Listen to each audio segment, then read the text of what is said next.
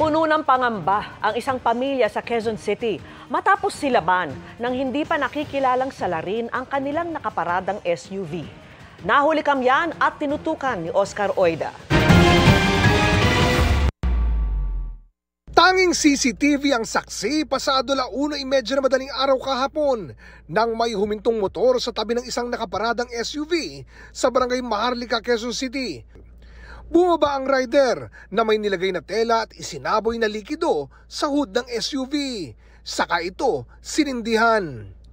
Agad na nagliyab ang hood ng sasakyan. Kasunod nito, nagmamadaling sumibat ang salarin. Naglalagablab na ang sasakyan nang magising ang pamilyang nagmamay-ari ng SUV. Nagpapanik na po yung mga tao sa bahay. Nakita ko na lang po sa bintana kasi yung kwarto ko po nakaharap po sa kotse. Nakita ko na lang po ang laki na po ng sunog. Nakaresponde naman daw agad ang mga bumbero pero natupok ng gusto ang unahang bahagi ng sasakyan. Ayon sa pamilya, clueless daw sila sa kung sino ang maaring gumawa nito sa kanila. Wala naman po kaming kaaway. Wala po kaming maisip na kung sino pwedeng gumawa kasi tahimik naman po kami. And wala naman po kaming nakakaaway sa daan na pwedeng posible. Wala naman po. Kaya di raw nila maiwasang mangamba. Sobrang natatakot po at natrauma na po kami ng pamilya ko. Baka po kasing pwede po kaming balikan, baka ulitin po, baka mamaya yung bahay naman po yung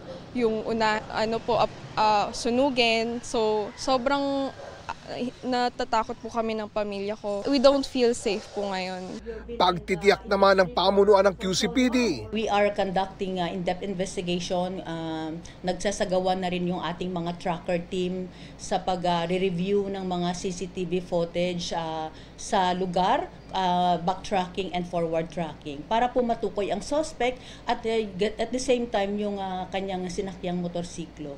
Handa rin daw nilang bigyan ng security ang mga biktima kung kinakailangan. Tayo naman po ay nakahandang magbigay ng assistance dito sa ating kababayan na kumbaga yung fear ay nandoon. So meron din po tayong desk na mag-assist sa kanila at kung kinakailangan na patuloy natin itong palagyan ng yung ating patrolling area na para po maging safe din yung ating mga kababayan in order for them to feel safe.